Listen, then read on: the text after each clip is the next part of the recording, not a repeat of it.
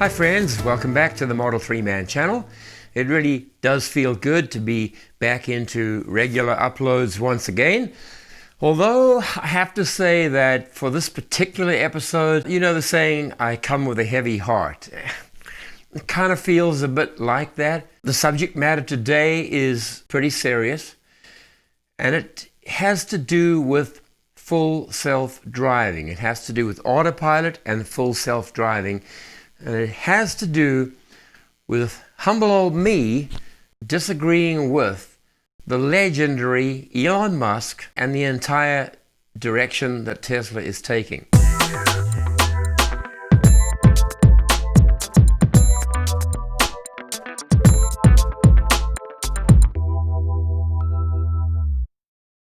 About a year back when I first started this channel, I do remember once feeling quite insulted because somebody in the comment section put that I'm just a fanboy.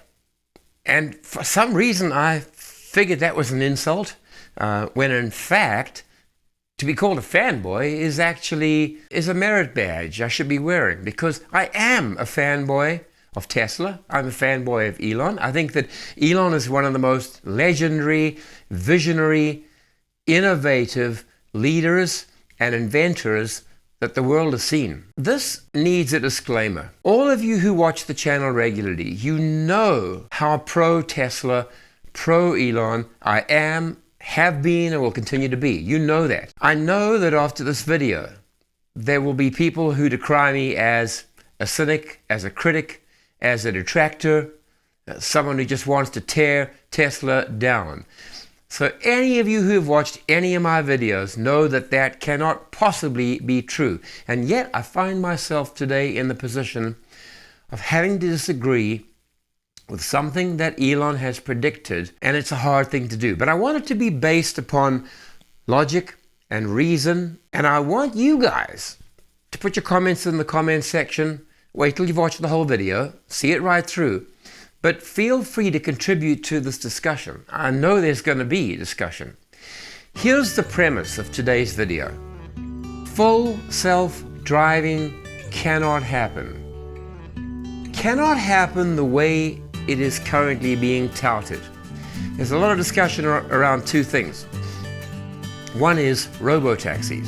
Take people to their destination, pick them up from it, take them away, with no other human in attendance and the car doing all of the driving. And then about a year ago, April 2019, there was a rash of headlines and news reports. Websites came out with a quote from Elon, which said, in 2 years' time, we will actually be removing the steering wheel from the Model 3. We'll just take it out, we'll put a cap over there, and the car will look very cool, very elegant. It will not have a steering wheel. Let me ask you this question. Would you ever like to relinquish the control of the steering wheel and the way that it allows you to maneuver in and out of situations? Would you like that taken away from you and trust the car to do the steering? No, I didn't think you would. But Elon's prediction was that in 2 years, people will demand that the steering wheel goes because we don't trust stupid humans who have shown themselves to be notoriously bad drivers. People will insist that cars do not have steering wheels. Now here's one thing about human nature. I think I drive well, and all the rest of humanity drives terribly. That's the way we all feel. I'm sure you, if you're honest, would say you drive well and carefully and competently and with powers of observation, and the rest of the people around you are idiots. That's the way we are as humans. I come to this video not in a hurry. In fact, it's been 2 years that I've been waiting to make this video and waiting for the chance and the opportunity. Right from the time that I started to use Autopilot, some of these thoughts came to mind, but they weren't clear, they didn't crystallize, but they have now for me. One more disclaimer. These are my opinions. You're free to disagree. We all come at this very important subject with our own experience, our own feelings, our own intuitions, our own logic, And I want you to share that with me. So comment section is there. You just add your comments. So when all these stories came out that Elon had predicted the disappearance of the steering wheel and we would not need it and we won't have it, I remember feeling a sense of unease, just a bit of discomfort as he talked about that. And I thought, well, okay, he's pretty much done everything he ever set out to do. Those of us who watched this past weekend as the Falcon 9 took off with the Dragon capsule and safely delivered 2 human beings to the International Space Stage, absolutely marveled at the technology from a private company. So when Elon said, I'm going to do something, we have a lot of respect and we have a lot of confidence that he is going to be able to do that. This is one thing I think he may have to change. So let's look at it factually. Here's my premise. I cannot see any possible way that completely full self-driving, human-less, hands-off, no steering wheel, can take place in the imperfect world in which we live, with its imperfect road system, with its imperfect objects that get onto the road from time to time, the hurdles and the barriers and the impediments that make driving the very difficult task that it is. Think about the kind of obstacle course that we're often forced to drive through. Back alleys, unpaved roads, driveways that are no more than a grass patch, roads that are gravel, roads that are heavily potholed, roads that are covered in snow completely, no lines visible. That's the imperfect world in which we live. If a completely new road network was built, where cars only traveled on newly created roads that perhaps have embedded sensors, I'm prepared to take everything back. But that's not the real world. Driving is a very iffy proposition. To think of my car doing that without a steering wheel gives me chills. Let's be very clear. I'm not saying that the car's sensory system, the 8 cameras, the 12 sensors embedded around the fenders, the radar unit under the front fender right-hand side, I'm not saying that those are the impediment. In fact, I can see those getting better. Whoever knows, Elon may even reverse himself on the issue of LiDAR, where he's looking at Waymo and Google and he's saying, never, that's not us. I don't doubt that if he felt that it was to his advantage, and if he could hide it so it wasn't an ugly, monstrous object sitting atop the car, if he could do that, I think he'd add it to the group of sensors that the car currently employs. And I believe that the sensors and the computer and the hardware is going to get better. I have no quibble with the hardware. My skepticism is founded in the decision-making process. It's founded in the algorithms that will ultimately control how the car decides to do different things. I want you to think about a human being. If you think about it from a logical perspective, every decision we make when we're driving is based upon risk versus reward. Risk versus reward. Here's what I mean by that. You're sitting behind an awful truck that's throwing up stones as it drives. It's filled with gravel and some of the gravel is leaking out. It's bouncing on the road. You cannot wait to get past this monstrosity. Unfortunately, it's a single lane in either direction. And so you're looking at the other lane from the opposing side, and you're noticing that a little bit ahead there's a hill. You cannot see what's coming. For a very few seconds, for a brief window of opportunity, you could indicate, cross the hopefully dotted line, but cross the dotted line, overtake the truck, and safely get back into your lane before any cars come over the hill. What factors in to make a human decide whether to overtake or not to overtake, whether to drop back, and what to do? Well, let's have a look at some of them. Number one, your experience of overtaking hundreds of vehicles in hundreds of different stretches of road. You know when you can do it and when you cannot do it successfully. Number two, your knowledge of the power of the acceleration of that car. Would it be able to accelerate quickly enough to get you past into the lane back again, even if a car should appear coming up over the rise? Number three, How mad are you at that truck? Where is your frustration level as you're sitting behind watching for these stones bouncing off the truck and wondering when they're going to hit your paint? Knowing that if you fall back, then it'll be even harder to overtake. And if you wait longer, you're going to get some paint chips. So, I mean, these are just a few of the factors that factor in. But we're not sitting there for 10 minutes and thinking about it. We're looking at the truck ahead. We're looking at the road ahead.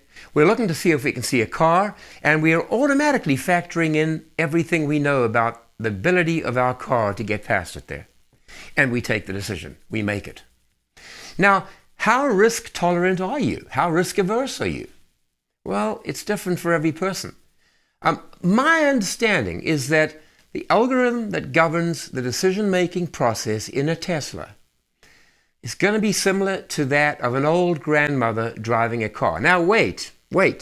I'm not insulting grandmothers. We all love our grandmothers. But I don't think they're very risk tolerant. I think that a grandmother would rather be safe than sorry. She's got a life of experience knowing how easily bad things can happen, doesn't possibly trust herself driving confidently at this stage in her life. So this is no insult to grandmothers, okay? But I think our car is going to be driving very, very similarly. The regulatory authorities are not likely to approve an algorithm that makes the Model 3 or the Model X or whatever car you're driving a very risk-taking type of algorithm. Tesla is going to have to show that, in fact, the car puts safety above all else. And that means it's going to drive like our proverbial grandmother. Is that what we want? Is that the kind of driving we want? Or will we be able to teach the car to drive the way we want? And will we be happy and comfortable and confident with a car that drives like that? See, a human takes so many factors into consideration when making a decision. A car takes whatever factors were programmed into the algorithm into consideration. And that's a very different thing. The car has not necessarily experienced every situation that it's going to encounter on the road, especially not in urban driving, in driving around houses, in driving around virtually single lanes where cars are parked on both sides. I'm going to be taking the car out in a few minutes, and I'm going to show you several scenarios in which I don't believe full self-driving can ever cut it. Once again, if I can clarify, I'm confident in the hardware. I'm confident in Elon's ability to upgrade those dramatically. I'm also confident in the neural network learning that happens when each Tesla feeds back its experiences to the mothership, we can call it that, and Tesla amalgamates all of that information to make the algorithm smarter, quicker to respond, more capable. But I'm also looking at my experience of 2 years of Autopilot, in which little situations which should long ago have been remedied and fixed are not, in which the car continues to do dumb, unhuman-like things when I would have thought this was an easy fix. Let me give you an example. I'm stopping at the lights. My car is on autopilot because I'm on a 2-lane urban road, but it stops because the car in front stops. Then the lights change and the car ahead pulls off. To my mind, the computer is far quicker than me. It should be moving the instant the car in front begins moving. There's no reason not to. A human does that. The minute I see the car move, I start to accelerate. My Model 3 doesn't. Red Dragon does not. When it does begin to move, it kind of takes off like a rocket. It accelerates quickly to maintain the pace. Well, a human doesn't do that. A human accelerates on a gradual and smooth trajectory to get to the speed of the car in front of it. It's kind of weird, but it's been like that for ages. If that is a behavior that a human wouldn't do, and they haven't adjusted that, what hope is there for full self-driving in the most obstacle-ridden environments where crazy things get in the way of the car and decisions have to be taken that even sometimes baffle a human. So again, it's not the hardware I'm skeptical of, it's the programmed algorithms, the decision-making protocols that are engaged in when the car is fully in control. And we have no more steering wheel. No steering wheel for you! No soup for you! So look, I've given you my views. Let's get into the car now and take a drive, and I'm going to just show you a few of the situations that any vehicle would be hard-pressed to cope with.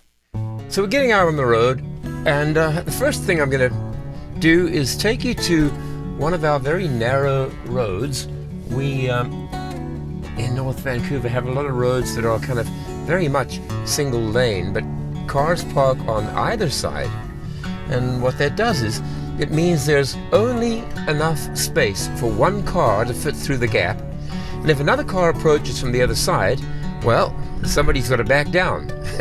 You back down by pulling off to the side where you can find the parking while the other guy comes past you. Okay, we're going to turn into here. Here is a pretty narrow road. On the left, cars are parked. On the right, cars are parked. Also on the right are all of the recycling bins and the garbage bins that are put out for collection today. This is COVID time, so they don't get here until about lunchtime. But you see what happened there? I'm traveling through. If another car had to come, I'd have to pull off to the side. Now here's another example. Let's get behind this guy quickly here. So I have to wait. Actually, I have to take a chance. I have to sneak around and look and see that I could get past. Oh, no, I can't. So I have to stop here. And I'm kind of stuck. Unless, well, I have to wait until he moves forward to the next bins. If a car comes from the other direction, I'm kind of screwed. You see here, look there, somebody's coming. Oh, no, they're not. Okay, I can get by now, and I'm going to take a risk, but I have to, or I'm never going to get past the truck. So there's an example where a car might want to stay legal. And here's a great example. Here comes a truck. Well, he's turning in. But if he did not turn in, all I'd have to do is pull aside and wait. Now, who determines those protocols? Does the car have a protocol in mind that the oncoming car should be treated with respect or with contempt?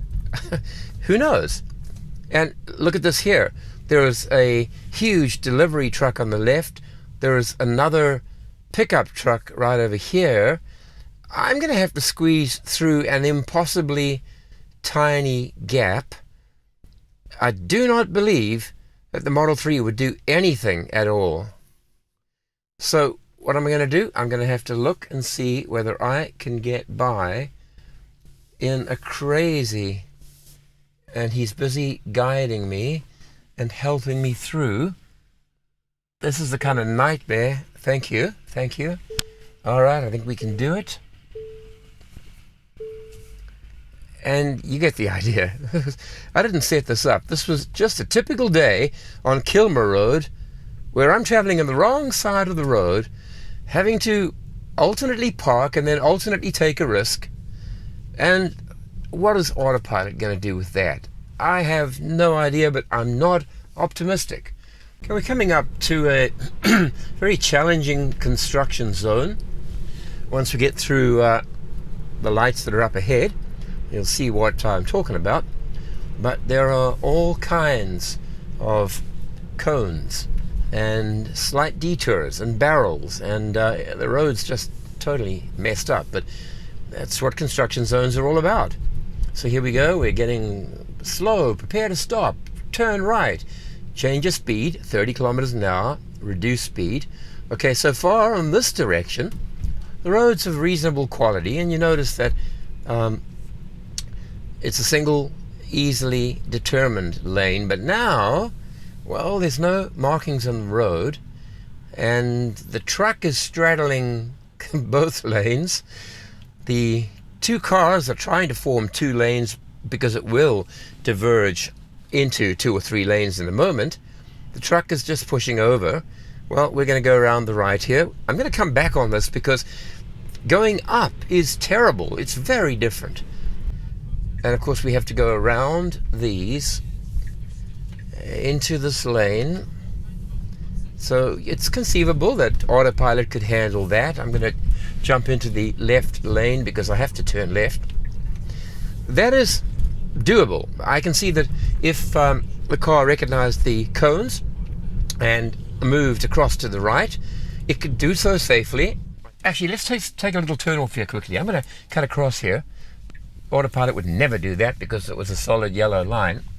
We're going into the parking lot of MEC. Now I want you to notice that on the right hand side, as I turn in that direction, you can see that we have EV chargers and people are making use of it. Now I know that the Model 3 is going to see to its own charging needs and will not run out of power. But what if I were visiting the parking lot of MEC? And by the way, there's no guarantee that the car would take me into the parking lot. It's equally conceivable that a full self-driving Model 3 would park on the street outside. So how would I indicate to the car that my intention is actually to come into this parking lot that you see me circling and to actually go in there, back in, and make use of these charges using my little L2 adapter? Oh, there's a squirrel. Look, little squirrel. This is North Vancouver, you know. I have no idea how you would indicate to the car that in fact you wanted to go in here and charge when you were visiting MEC. Well, I have to go back because that's a one-way. Hopefully, the car would recognize that it's a one-way exit where it says no entry. Let's go and do it legally. But you get my point. This is one of those weird situations where the car might choose the easiest path, which is park on the street. My intention as a human is I want to go into the parking lot. It's safer. I have no risk of being hit by somebody. And I want to go and top up just on the L2 charges while I am doing some shopping in there. I am just at a loss to understand how full self-driving would be able to read my mind. We're taking the turn off at this intersection, and we're going to be heading into Canadian Tire. You can't believe we're still in the self-isolating period, can you? Look at the cars. And people have just decided we're going out. This is it. This is ridiculous. I had to wait until it turned red. What would the car have done? The light turns red. Is it going to sit in the middle of the intersection? Or is it going to not even go into the intersection? Okay, I'm turning right into the parking lot of Canadian Tire. And let's look at the obstacles ahead. So I'm just going to navigate right through the main parking lot lane. And I think you can see it already. As I get closer to them, you can see the yellow marked humps. And these are really mean humps. I literally stop and I inch my way over them. I accelerate between them, but I'm going at maximum 13k per hour. I'm going to simply show you how I would do it as a human. Oh, somebody's coming. I have to stop. Car might not have stopped because they weren't in the road, but I saw them indicating their intention, and human politeness says stop and wait for them. What would full self-driving do? Good question. Here's another hump. Now, try and tell me that full self-driving would fully understand exactly how I like to go over humps. I have the feeling it'll go through at 5 or 8 or 10 kilometers and simply merrily bounce over the humps. I know it's speculation because at the moment that's exactly what it does do, and I have no idea how they're going to change that. So we're going to get back onto the road. And now we're going to go back through that awful construction zone, and I'm going to show you that the way down was just a breeze. The way up through the construction zone, awful, awful, awful. So we're going to turn right over here, and it says 30k, so I'm trusting that the car would be able to read that. Construction speed zone. Now it shows that the road's going to narrow, and of course ahead are cones / barrels, and this is still okay. We're going to get into the middle, into the correct lane, and I'm quite sure the car could keep in the middle here, but now there's a guy that's waving me down a little slower. And as I go over this area here, things become awfully vague. So right now we got spindly poles on the left, and then of course it could widen out to the left, but we shouldn't. We have to stick over here, and while it's true that there's a road sign that says it, that doesn't mean, oh, that's bumpy. That does not mean that we'll be able to actually navigate there. But I'm going to take you to a road now, Ross Road, and show you one that has everything from potholes to gravel to let's guess where we should turn. And it challenges a human to drive sensibly, safely, logically, and not piss off the people behind. Ahead I can see on the right it says single lane traffic and a road narrows sign and some construction signs. So now of course we have to go and cross this yellow line, which would normally never be allowed. And the question is, would Autopilot smash into that dear lady who's holding the sign, or would it actually turn right?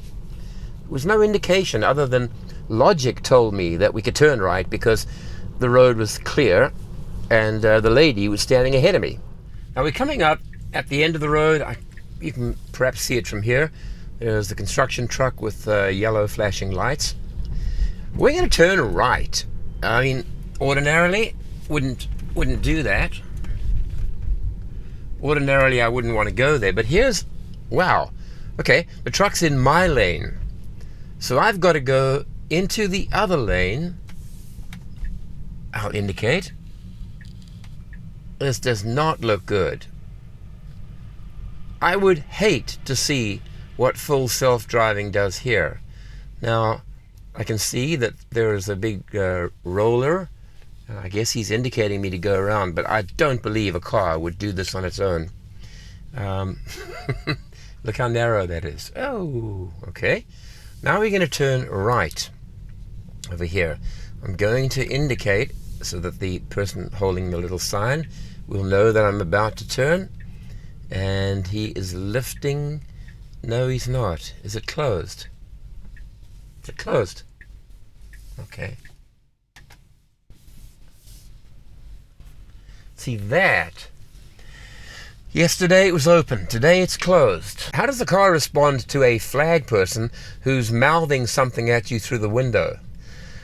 It was not clear whether he might remove one of those cones or poles and give me the opportunity to go through. I as a human had to look at him, kind of lip read him, and realize that what he was saying was, no, you can't go through there.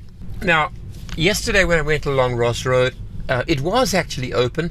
The sun was in my eyes and in the camera's eyes, so it's not good footage. But I do want to show you how that terrible stretch of road would make FSD so much of a challenge. This is yesterday's video clip of Ross Road. So look ahead at the confusion. So first of all, there's a 30-kilometer sign right here. Fair enough. Now this is both a detour and a very, very bad road surface. Now, it's marked at 30 kilometers an hour. If the car tried to do 30k, it would bang the suspension to pieces. It would knock it sideways. So, you can see here, 30 kilometers is just a joke. And I'm going over massive little humps in the road. And now I've got to go left, and it's gravel. It's just earth, and there's holes and potholes all over the place. And you can see how this camera is bumping around. Whoa, whoa, whoa, whoa. And I'm going 15. Will the car slow down when it's posted as a 30 kilometer per hour zone? I have my doubts. I've got to slow down right there because that was a very bad dip. Now I'm going to accelerate a little. Not that I want to, but to see what would happen if the car was, well, it's only 20 kilometers, it's not 30. And here we're coming to a set of lights, and just look at the mess that the road is in. And the obstacles and the hazards include manhole covers that are sitting 2 to 3 inches higher. They include all of these traffic cones of varying descriptions. This is a 10-minute drive around my home base, you can call it. And I've come across more obstacles than a poor human would even be comfortable navigating. They'd rather take a long route around. But what if I lived in one of those roads and I had to explain to them, I live here, I need to get into my driveway? You see, you'd have to speak to that human. Is the car going to do that? And here's the problem. If I have to open my window and if I have to chat to the person and say, look, I live here, I need to get into my drive, and if he says to me, sure, you can, I don't have a steering wheel. I don't have an accelerator or a brake pedal to be able to do that. I would have to somehow tell my car, hey, Red Dragon, please, can you just turn right here? Well, let's hope that the voice commands are one heck of a lot better then than they are right now, so that Red Dragon could somehow understand that my intention was to wait for him to move the pole, and for me, you get the, this is ridiculous. You know that wouldn't happen. Okay, we're approaching the freeway now, and here's the problem. The freeway has a ramp that goes slightly uphill. It was covered in snow. Now, I'm going to show it to you and then explain what I had to do. So I'm indicating right, going to turn up onto the freeway just as the car in front of me is doing. Look right to make sure there are no bicycles. Hopefully the car would do that. And you see how it goes uphill. It's an incline. I'm going to hold my camera. There we go. It's a pretty steep incline to get us up onto the level of the freeway. So let me explain to you what happened. It was covered in snow. It had been snowing for ages. When I turned onto the on-ramp, what happened was a car ahead of me began to slow down because it was scared, I guess, of going through the snow and wasn't sure. Now, that was the kiss of death, because when that happened, I had to come to a complete stop. And I got stuck. Rear-wheel drive only, slippery snow. Now, I managed to get out of it, but I got stuck. The next time, in the afternoon, when I went to pick up Janine, here's what I had to do. I had to make sure there were no cars ahead of me taking that on-ramp. I wanted a clear run. Why? I wanted to pick up speed, to ramp up speed and get onto that on-ramp so that my momentum would carry me up to the level ground of the freeway. I did that. It was fine.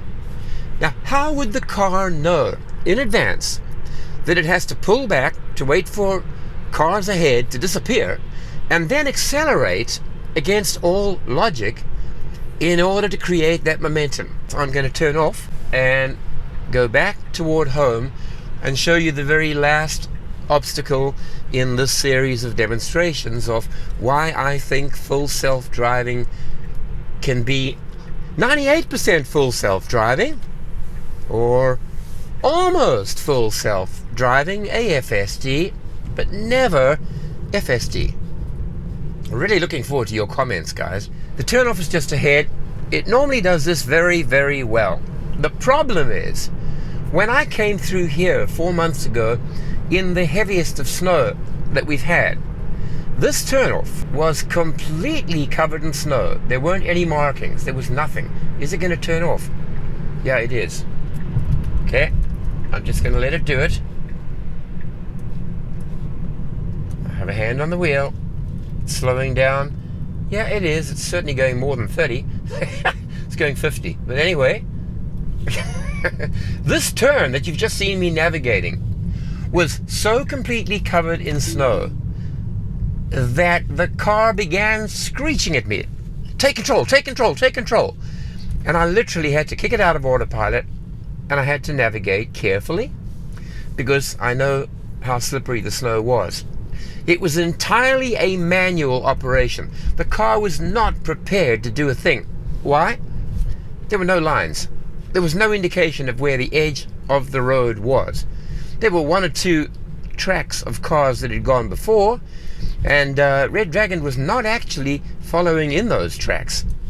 So the fact that the lines had disappeared, the fact that it was snowing, rendered all of the sensory input systems and the cameras and the radar and the sensor less than helpful, and made the car give up, pass back control to me. Now, full self-driving will need to be so good that in situations like that, where perhaps the snow begins while you're driving it and you didn't set out in that weather, it's going to have to cope with it. It's going to have to cope with extremes of everything in a variety of situations. Folks, I'm sorry. I will grant you that full self-driving will definitely be able to navigate 98% of the way of your trip, take you 98% of the journey, but the weird things that happen and the long driveway that you have to go up to get your car into a parking garage, those situations, I have no idea, and I cannot believe that any fully automated system in a car that has no steering wheel, no brake pedal, no accelerator, is ever going to be able to cope with that. And yet here's the important thing. Even if that's the case, it is still worth the money. It's still worth getting full self-driving. I have not yet purchased it. I'm on enhanced autopilot. It's 4,000 Canadian dollars right now. I know it's going up in July, and I just only hope Elon gives us one final offer of a lower amount, and then I will take it. But I'd get it anyway, even knowing that it's probably not possible to get 100% full self-driving in every situation. I still believe it to be worth it, because not only will it navigate 98% of our roads, it will continue to get better and better and better. Elon has proven that much. So once again, as I get closer to my home, I'm going to show you the impossible driveway situation that I have to negotiate, I'd say grapple with every single day when I park. It's a long, steep driveway, and my Red Dragon tent is off at a 90-degree angle, and I've got to turn at just the right moment, or I do not get into the tent without knocking the poles or bumping up against the canvas. So let me show you that now. There's Red Dragon Cave. How's the car going to get down there without a steering wheel? How does the car know that my preference is for it to back up down there, get into the tent, without knocking into the side poles that are actually hidden, without tearing into the fabric? I'm going to do it now. I'm going to reverse down myself and avoid the blue bins and the yellow bags and the big green garbage cans. I have to get myself into the driveway and keep a set amount away from those bricks on the edge, and then I determine when to start turning based on lots of experience and looking over my shoulder. And now I decide that this is the point at which I have to do maximum turn. And as you can see there, that's not bad. Sometimes I go forward again like this. I just straighten out a little.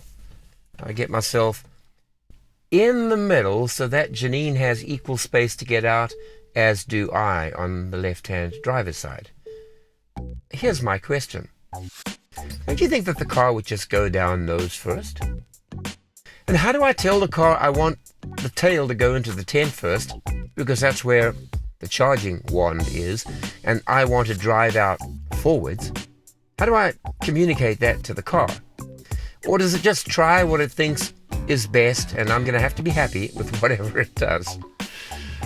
All of these incredibly complex decision-making hurdles are something I cannot see a computer doing a really good job at. This has been a very difficult video for me to make, because I'm the most wildly optimistic person I've ever met. Just ask Janine. It annoys the heck out of her that I'll always only see the positive side, and I'll always be, yeah, it'll work out, it'll happen, it's fine, when she's wanting to hear something else. But I have to be a skeptic in this case here. And my conclusion is that that steering wheel is going nowhere. Human intervention is always going to be able to be carried out. Elon will never take away the ability of a human to intervene in the car. I cannot see full self-driving being successful other than on freeways, exits and entries, most urban roads that are mainstream, that are predictable, that have well-marked lines. I can see it there. But to be able to drive everywhere, at every time, in every situation, every kind of circumstance where a human could do it, I cannot see it. I'm a skeptic. Elon, prove me wrong. Do it. I'd love to see it. And I'll come back onto my channel and I'll apologize, I'll grovel, and I'll thank you for having made the impossible possible. I would love to see it. And hurry up, I'm old. I don't want to miss out on seeing it. Go for it. If this is the first video that you've seen on our channel, there are 75 other videos. Please do me the favor of subscribing.